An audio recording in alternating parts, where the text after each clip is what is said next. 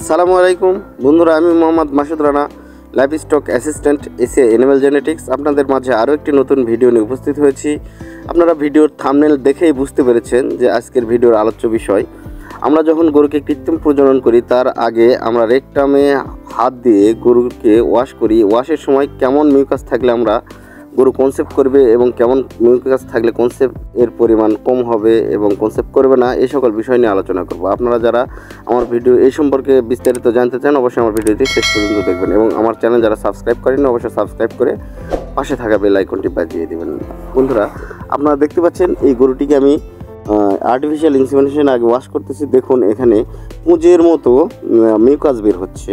তো আমরা যখন গরুকে আর্টিফিশিয়াল ইনসেমিনেশন করাই সাধারণত আমরা তার আগে এই ওয়াশ করে তারপর বীজ বা সিমেন্ট রেডি করি, কিন্তু এই ক্ষেত্রে আমাকে খামারি বলেছিল যে আপনি আমার গরুতে কৃত্রিম প্রজনন করতে হবে, আপনার আগে আসলে চেক দেওয়ার দরকার নেই, আপনি ইনসেমিনেশন করার জন্য প্রস্তুতি নেন। সেই জন্যই আমি এই প্রস্তুতি নিয়েছিলাম।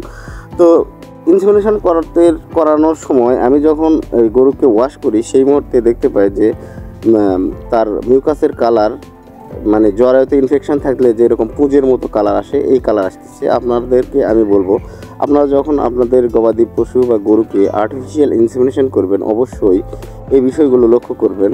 এই কর্মীকে আপনারা অবশ্যই বলবেন যে আমার গরুকে আগে ওয়াশ করুন এবং মিউকাসের কালার আপনারা লক্ষ্য করবেন। মিউকাস যদি স্বচ্ছ, পানির মতো স্বচ্ছ এবং অথবা কাঁচ, আমরা যে কাঁচগুলো দেখি একবারে ক্লিয়ার গ্লাসের মতো স্বচ্ছ যদি মিউকাস আসে, সেক্ষেত্রে কনসেপ্ট করার পার্সেন্ট অনেকাংশেই বেড়ে যায়। তবে এটা মাথায় রাখতে হবে যে স্বচ্ছ আসলেই যে কনসেপ্ট হবে বিষয়টা এমন না, আবার যে পুঁজের মতো আসলেই যে কনসেপ্ট হবে না বিষয়টা এমন না।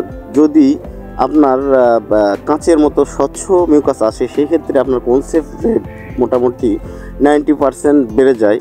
আর যদি আপনার পুঁজের মতো মিউকাস আসে সেক্ষেত্রে আপনার কনসেপ্ট রেট 10%-এর মতো থাকে। তাই আমি বলবো আপনারা যখন আর্টিফিশিয়াল ইনসেমিনেশন করবেন অবশ্যই মিউকাসের কালার দেখার পর কৃত্রিম প্রজনন। মিউকাস যদি পুঁজের মতো থাকে সেক্ষেত্রে আমি আপনাদেরকে আর্টিফিশিয়াল ইনসেমিনেশন বা কৃত্রিম প্রজননের জন্য নিরুৎসাহিত করব। অবশ্যই আপনারা মিউকাস পরিষ্কার এবং ক্লিন দেখে কৃত্রিম প্রজনন করবেন। যারা আমার চ্যানেলটি সাবস্ক্রাইব করেন অবশ্যই সাবস্ক্রাইব